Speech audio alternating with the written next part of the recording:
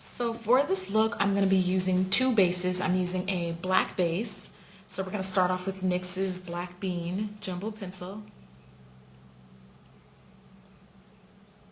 I'm also going to take a little bit underneath my eye. Then I'm going to take my finger and smooth it out, being cautious of not overextending it past the crease of my eye.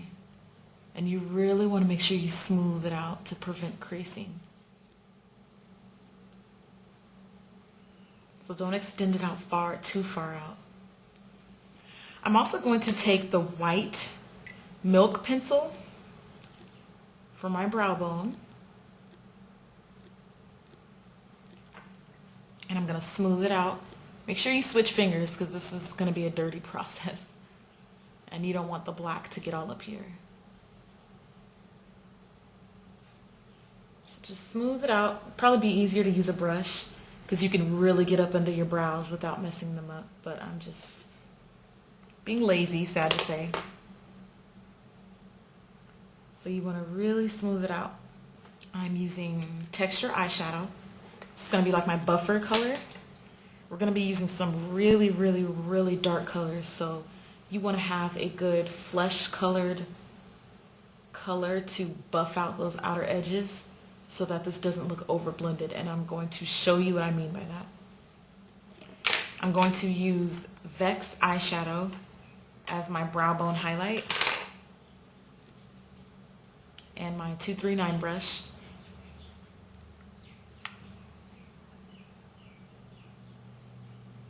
You want to start off with a little bit of Vex and kind of build it to the way you want it to look because this is a really bright color.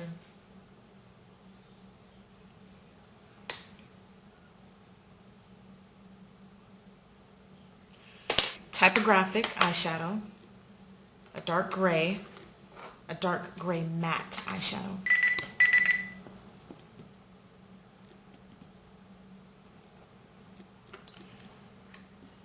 And my 222 brush, something that's thin and tapered.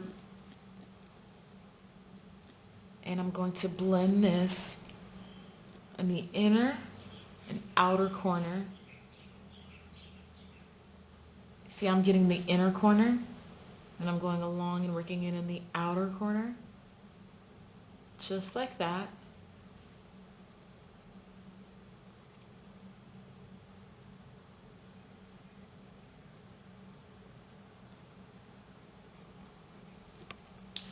On top of that, I'm going to have Contrast by MAC, a really dark purpley bluish. There's more blue in here than there is purple, but it has like a little bit of a purple to it. Same brush, even with the typographic on it. And I'm going to do the same technique. Inner corner, swoosh it over and get the outer corner.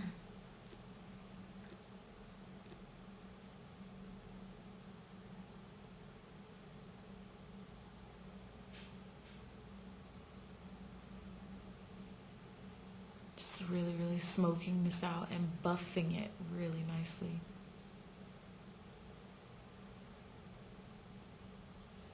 Taking Deep Truth eyeshadow right there. Using the same brush and the same technique. Inner corner, swoosh, outer. Swoosh, swoosh, swoosh. Literally going back and forth in windshield wiper motions.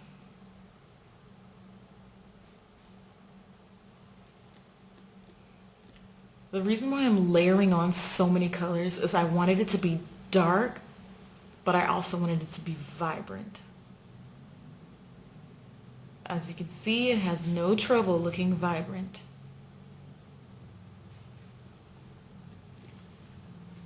And I kind of winged it out a little bit further than what I normally would, if you can notice. Brought it out a little bit further. Take your contrast eyeshadow and a pencil brush, and along the bottom lash line, really get that blue in there.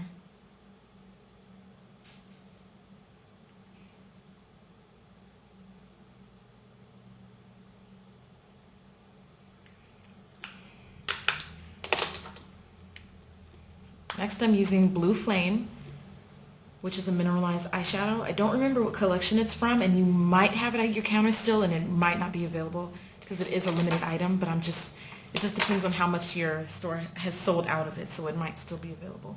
It's gorgeous though. I'm using my 239 brush, really packing it on there.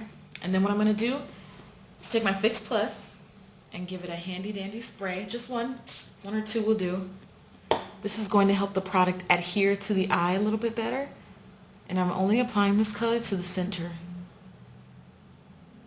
Now do you see why I was only applying those shadows to the inner and outer corner and leaving the center bare? That was for this right here. And give it another spray. Apply some more.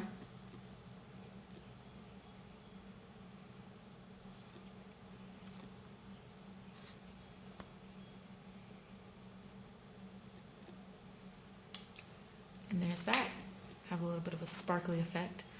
On top of that, I'm going to use Reflex Transparent Teal pigment. This is a pigment they usually sell in like a lot of holiday sets and stuff like that.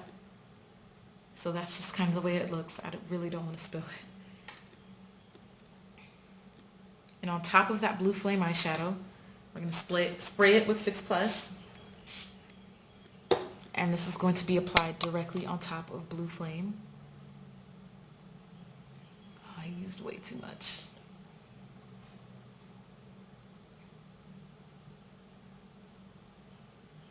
Just blend it out nicely.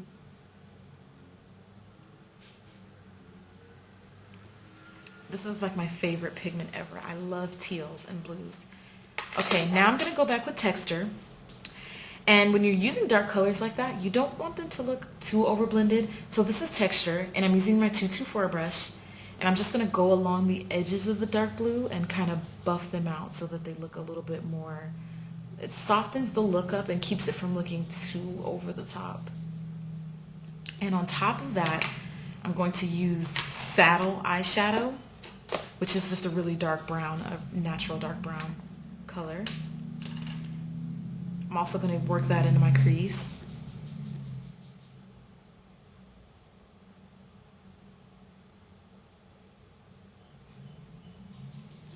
And this is also just going to contour the eye and give the eye more dimension.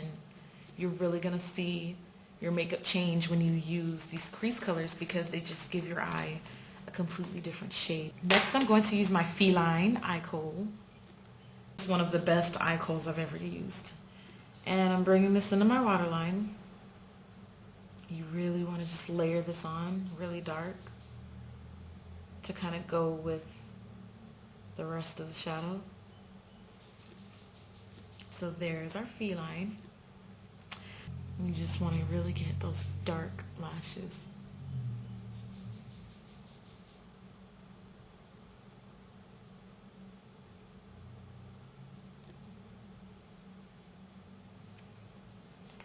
There you go, guys. That's the completed look.